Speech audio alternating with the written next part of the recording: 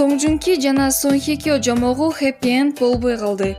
27-июнда интернет айдыңынын Корей киносунун белгилүү түгөйлөрү Сонг Жун Ки менен Сон Хye Kyo ажырашып жатышат деген маалымат каптап, күйөрмандарын чындап айтканда шок кылды. Ажырашуу тууралуу узун кептин учугу жыл башында башталганы менен экөөнүн сүйүү жомогу баарын жеңет деген ишенич бар эле. Күндүн мураскерлеринен башталган сүйүү баяны. 2016-жылы февраль айында экранга чыккан Күндүн мураскерлери дорамасы канчалаган сериал сүйүүчүлөрдү өзүнө байлаган.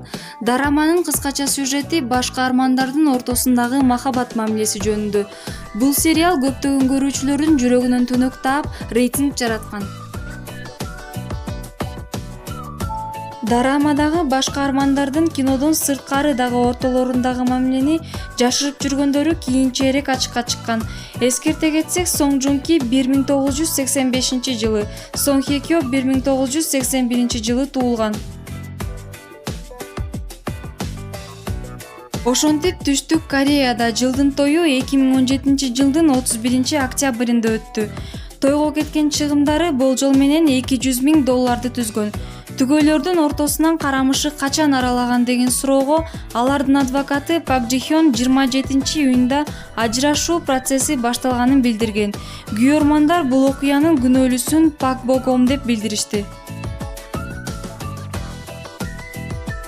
Пак Бо Гом жана Сонг Жун Ки кесиптеш чыгармачыл достордон. 2018-жылы ноябрь айында Менин жигитим дорамасында Пак Бо Гом менен Сон Хye Kyo сүйүшкөндөрдүн ролун ойношкон. Бардык нерсе ушул жерден башталган. Учурда Сонг Жун Ки башкы каармандын ролун аткарган Асталдын хроникасы дорамасы көрсөтүлүүдө. Ал эми Сон Хye Kyo Анна дорамасына тартылуу үчүн сунушун карап жаткан учуру.